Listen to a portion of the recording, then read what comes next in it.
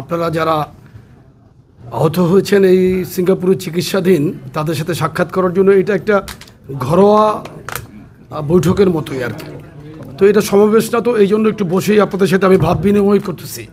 এখানে কোনো রাজনৈতিক বক্তব্যর মাঠ না যে এখানে আমাকে কোনো মাঠের বক্তব্য দেওয়ার জন্য কিন্তু আমি আসি নাই। আমি জাস্ট আপনারা আমাদের ছোট ভাই এই বিপ্লব কীভাবে সংগঠিত হয়েছে, এই অভ্যুত্থান, জনগণের যে অংশগ্রহণ, এটা আমাদের যে অভিজ্ঞতার আলোকে আপনারা ছোটো ভাই দু একটা কথা আমি আপনাদের সাথে শেয়ার করবো ইনশাল্লাহ। প্রথমে এই মহান রাব্বুল আলামিনের কাছে শুকরিয়া আদায় করছি আলহামদুলিল্লাহ যে একটি ফ্যাসিস্ট রেজিম ছিল গত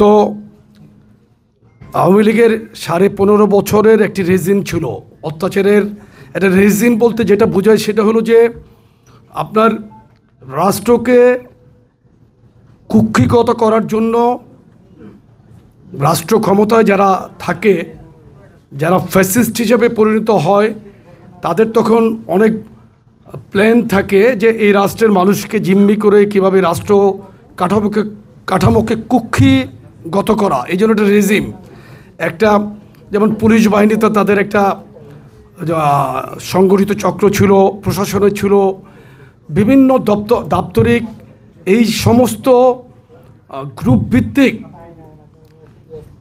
তাদের সহযোগী দোসরদের মাধ্যমে রাষ্ট্র ক্ষমতাকে কুক্ষিগত করে জনগণকে একদম অত্যাচার নির্যাতনে নিষ্পেষিত করে যেভাবে দেশকে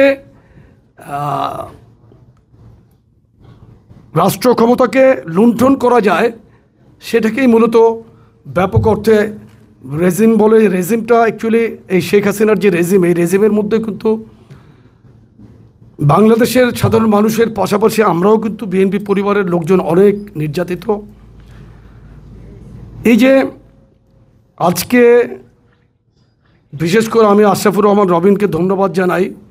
আমি 2002 প্রথম যখন সিঙ্গাপুরে আসি ভ্রমণ করার জন্য, তখন রবিন যুবদলের দায়িত্বে ছিল। এখানকার যুবদল, এখানে তো অ্যাকচুয়ালি ওপেন রাজনীতি করা যায় না, এটা একটু অনেক কন্ট্রোলিং একটা কান্ট্রি। এখানে এই জন্য আমরা এখানে রিকগনাইজ কমিটি দিতে পারছি না। তারপরে রবিন সবসময় এখানে বিএনপি পরিবারের সাথে সে ভালো যোগাযোগ, বাংলাদেশে বিএনপি পরিবারের সাথে যোগাযোগ রেখে সে এখানে রাজনৈতিক কর্মকাণ্ড করেছে। এবং আমি গত 10 দিন আগে, আমি খুব সম্ভবত 12 তারিখে গত রোববার এসেছিলাম।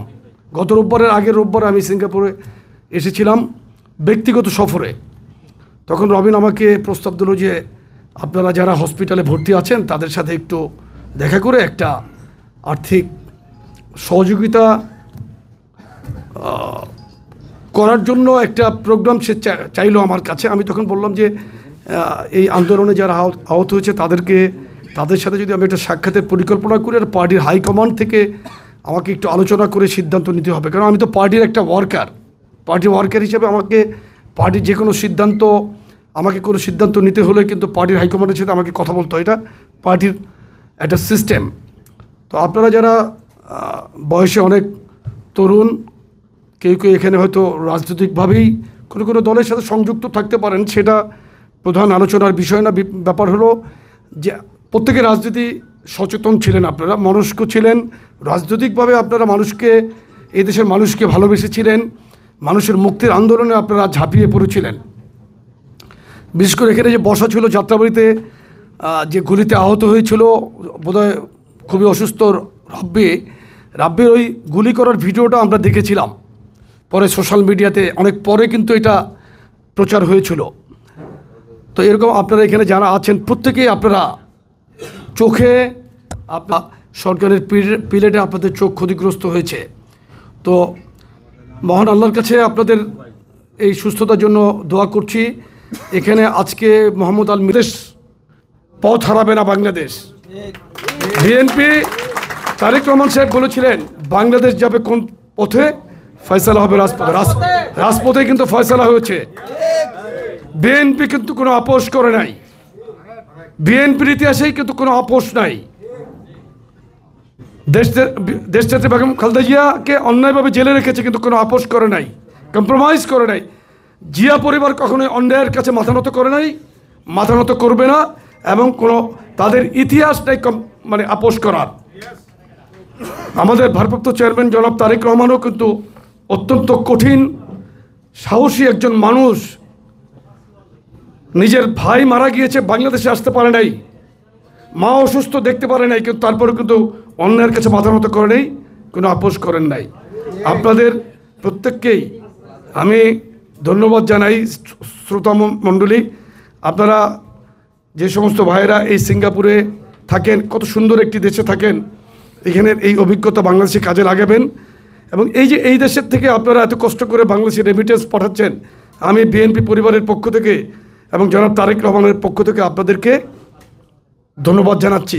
আপনারা কি জানেন এই যে ম্যান পাওয়ার, এই যে ওয়ার্কার, এটা কিন্তু জিয়াউর রহমান সাহেবের অবদান।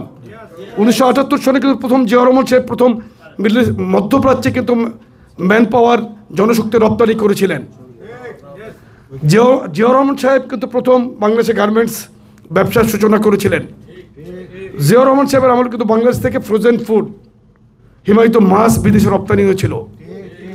এবং জিয়াউর রহমান সাহেব বাংলাদেশে যখন দেখলেন যে এক ফসলি জমি হয়, এই জিয়াউর রহমান সাহেব বাংলাদেশের ফসলি জমিকে 3 ফসলি জমিতে রূপান্তরিত করেছিলেন কৃষি বিজ্ঞানীদের মাধ্যমে।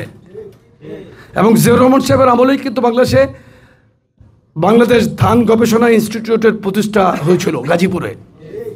জিয়াউর রহমান সাহেবের আমলে বাংলাদেশে উদরময় গবেষণা কেন্দ্র, যেটা ICDDRB প্রতিষ্ঠিত হয়েছিল। উনি একজন স্বপ্নদ্রষ্টা ভিশনারি মানুষ ছিলেন, একজন রাষ্ট্রনায়ক ছিলেন।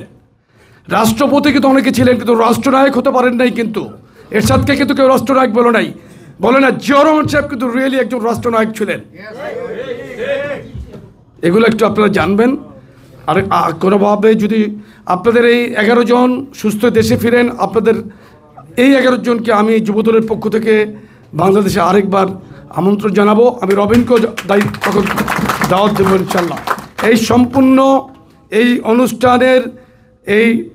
অনুষ্ঠানটা আয়োজন করার সম্পূর্ণ কৃতিত্ব আমি আশরাফুর রহমান রবিনকে দিচ্ছি, কারণ সেই সর্বপ্রথম আমার সাথে কথা বলেছিল। আমি সকলকে ধন্যবাদ জানিয়ে আজকের এই অনুষ্ঠান শেষ করছি। আল্লাহ হাফেজ। বাংলাদেশ জিন্দাবাদ। এই জুলাই বিপ্লব আন্দোলনকে অনেকে বেহাত করার চেষ্টা করছে। আপনারা চোখ কান খোলা রেখে সেই সমস্ত কুচক্রী মহলের হাত থেকে নিজেদেরকে নিরাপদ রাখবেন। এবং আপনি একটি বক্তব্যের শেষে একটি দলের কথা বলেছিলেন, নামটা বলেন নাই, নামটা উল্লেখ করা উচিত ছিল। যে যারা দল গঠন করতে গিয়ে এখন বিভিন্নভাবে বিতর্কিত হচ্ছে, তাদের নামটা আপনার বলা উচিত ছিল।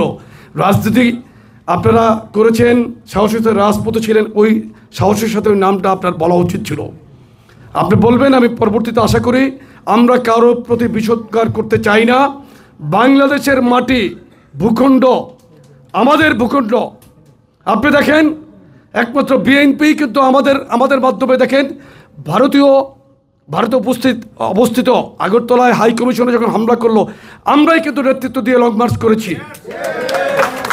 বিএনপি কিন্তু জনাব তারেক রহমানের নেতৃত্বে তিস্তা পারের মানুষকে বাঁচানোর আন্দোলনে লক্ষ লক্ষ লোকের সমাবেশ করেছিল। ওই দিন তিস্তা বাঁচাই, জাগো ভাই তিস্তা বাঁচাই আন্দোলনকে অন্য খাতে নেওয়ার জন্যই কিন্তু এই যে শিবির ওদিন হামলা করেছিল কুয়েটে। আপনারা যদি ভিডিও দেখেন, আমাদের নিরীহ 3টা ছেলে যাচ্ছিল, তাদের উপর হামলা করেছে প্রথমে তারা। এই দৃষ্টি জাগো ভাই তিস্তা বাঁচাইয়ের এই দৃষ্টি অন্যদিকে নেওয়ার জন্য বিএনপি বাংলাদেশের মানুষের পক্ষের দল, জাতীয়তাবাদীদের দল। কোনো জাতীয়তাবাদী আন্দোলনের নেতাকে বৃহৎ পরাশক্তি পছন্দ করে না। বিএনপি পারবে ইনশাল্লাহ বাংলাদেশের মানুষের সমস্যার সমাধান করতে। জনাব তারেক রহমানের নেতৃত্বে আপনাদের সকলের প্রতি ধন্যবাদ, শুভেচ্ছা রইল। আপনারা সুস্থ হয়ে দেশে ফিরবেন ইনশাল্লাহ। রবিনের দায়িত্ব আমাকে জানাবে, আমরা যেটা বলি সেটা করার চেষ্টা করি ইনশাল্লাহ। আপনাদের এই 11 জনের আবার ঢাকাতে কোনো অনুষ্ঠানের মাধ্যমে ইনশাল্লাহ আপনাদের সাথে আমরা সাক্ষাৎ করব। আপনাদের সুস্থতা কামনা করছে মহান আল্লাহ আপনাদেরকে সুস্থ করে দেশে ফিরিয়ে আনুক। আপনারা ভাগ্যবান যে চিকিৎসা করার জন্য সিঙ্গাপুরে আল্লাহর হুকুমেই কিন্তু আপনারা আসতে পেরেছেন। এই জন্য মহান আল্লাহর কাছে আপনারা শুকরিয়া আদায়